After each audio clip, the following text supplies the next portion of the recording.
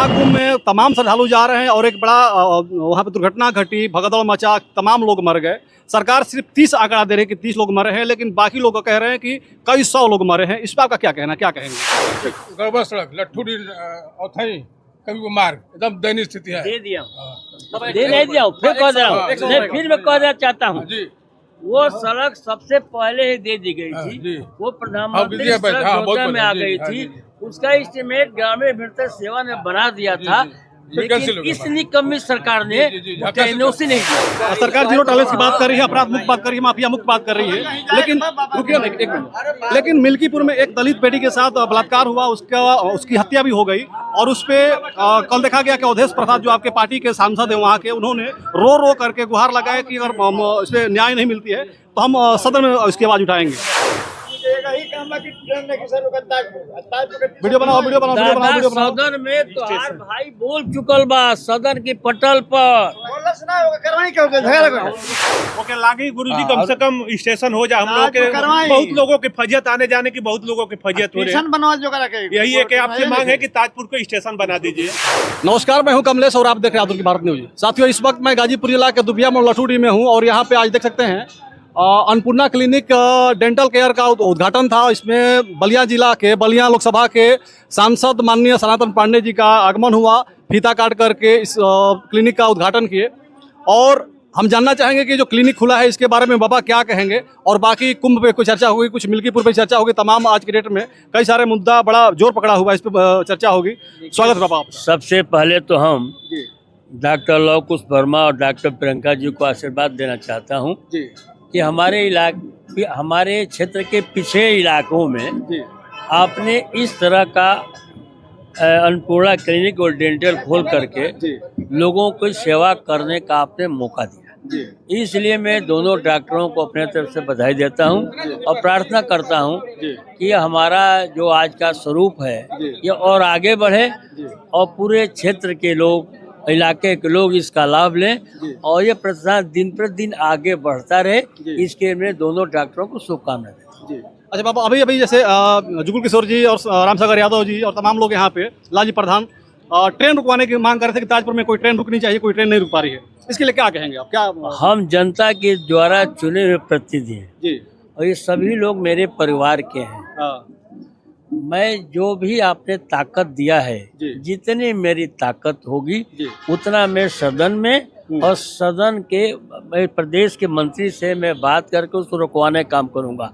उसके बाद भी अगर मेरी बात नहीं मानी जाती है, इसलिए कि यहाँ विपक्ष के साथ बड़ा दुर्व्यवहार किया जा रहा है। विपक्ष माने सत्ता पक्ष का आईना होता है। अगर हम कोई सही बात कहें तो सरकार को स्वीकार करना चाहिए, लेकिन ऐसा हो नहीं रहा है।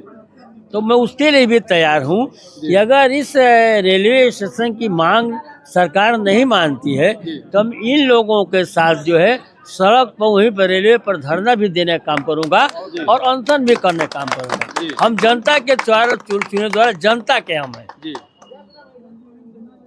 और उसको पूरा करूँगा, पूरा करेंगे। ठीक है बाबा, आज के डेट में महाकुंभ एक बड़ा भव्य आयोजन हुआ है और महाकुंभ में तमाम श्रद्धालु जा रहे हैं और एक बड़ा वहाँ पे दुर्घटना घटी, भगदड़ मचा, तमाम लोग मर गए।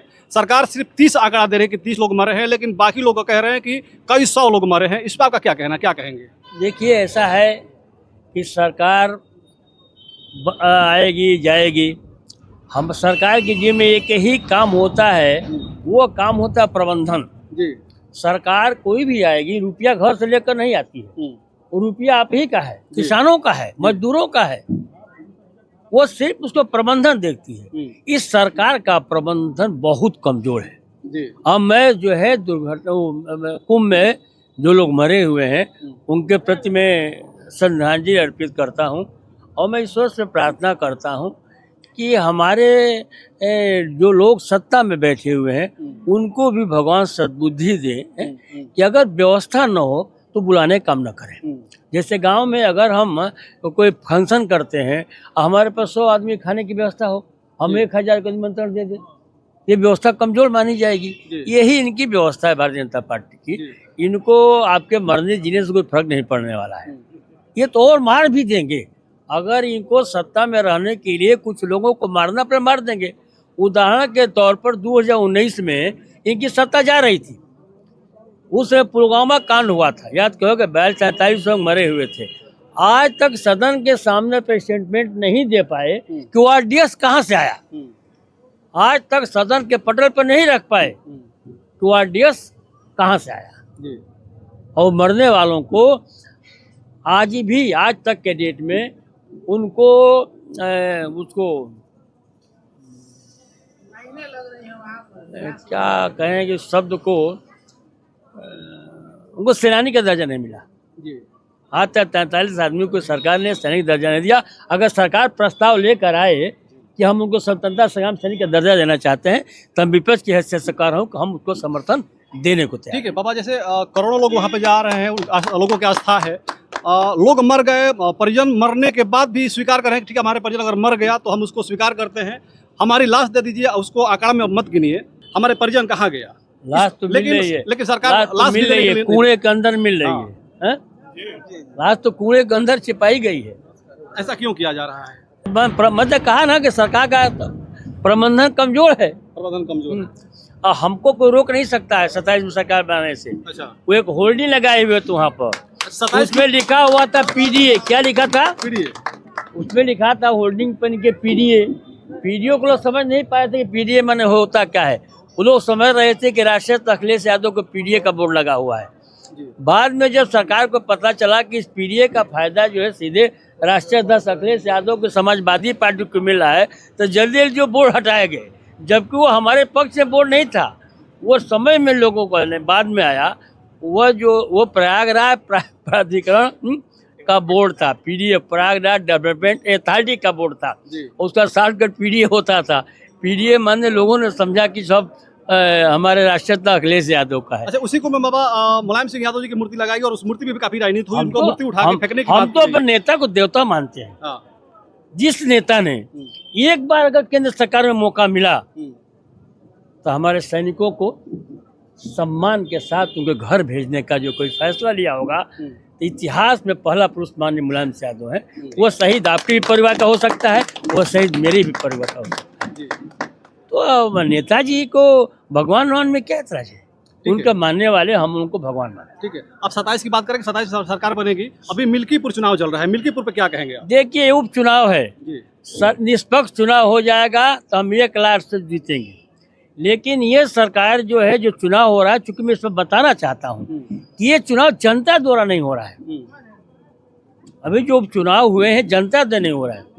यहाँ पर जो है आपका बीडीओ वोट मांग रहा है, आपका मस्टोल भरने वाला वोट मांग रहा है, आपका जो जिला कार्यक्रम अधिकारी वोट वो मांग रहा है, आपको वोट एसडीएम मांग रहा है, कोटदारों को दबा कर उसे वोट मांगा जा रहा है, प्रधान को जांच खिलाने के नाम पर वोट मांगा जा रहा है, यहाँ एसडीएम वोट मांग रहा है, कलेक्टर वोट मांगे। ये स्वतंत्र मतलब कि यह स्वतंत्र लोकतंत्र में ऐसा नहीं होना चाहिए। ये उपचुनाव है, तो अभी मैं चुनाव जीतूंगा और जितना कुछ करते जाएंगे उतना ही जो है हमारे 27 का रास्ता साफ होता जाएगा। उपचुनाव में आप पुलिस के बदौलत वोट ले सकते हैं, आप चुनाव में आप पुलिस के बदौलत वोट नहीं ले सकते। डिमांड क्षेत्र की सबसे गड़बड़ सड़क लट्ठूडी औथई कभी वो मार्ग एकदम दयनीय स्थिति है। दे दिया दे नहीं दिया, फिर कह दे रहा हूँ, फिर मैं कह देना चाहता हूँ, वो सड़क सबसे पहले ही दे दी गई थी। वो प्रधानमंत्री सड़क योजना में आ गई थी, उसका एस्टिमेट ग्रामीण वितरण सेवा ने बना दिया था, लेकिन इस निकम्मी सरकार ने एनओसी नहीं दिया। एक सवाल और, लास्ट वाला एक थोड़ा मिल लीजिए, अब कर लेते हैं बाबा। मिलते नहीं सर, सरकार जीरो सरकार जीरो टॉलरेंस की बात कर रही है, अपराध मुक्त बात कर रही है, माफिया मुक्त बात कर रही है, लेकिन रुकिए एक मिनट, लेकिन मिल्कीपुर में एक दलित बेटी के साथ बलात्कार हुआ, उसकी हत्या भी हो गई और उस पे कल देखा गया कि अवधेश प्रसाद जो आपके पार्टी के सांसद हैं वहाँ के, उन्होंने रो रो करके गुहार लगाया कि अगर इस पे न्याय नहीं मिलती है तो हम सदन में इसकी आवाज उठाएंगे। क्या कहेंगे इस अपराध पे? जब लोकतंत्र की हत्या करने की कोशिश की गई है तब तक सत्ता का परिवर्तन हुआ है, चाहे वो कांग्रेस का रिजीम इंदिरा गांधी का रहा हो, उन्होंने लोकतंत्र को दबाने की कोशिश किया, तब पूरा देश खड़ा होकर उनका विरोध करने का काम किया था। अगर ये लोकतंत्र की हत्या कर रहे हैं तो इनकी भी प्रदेश की सरकार भी जाएगी और केंद्र की सरकार भी। तो ये सनातन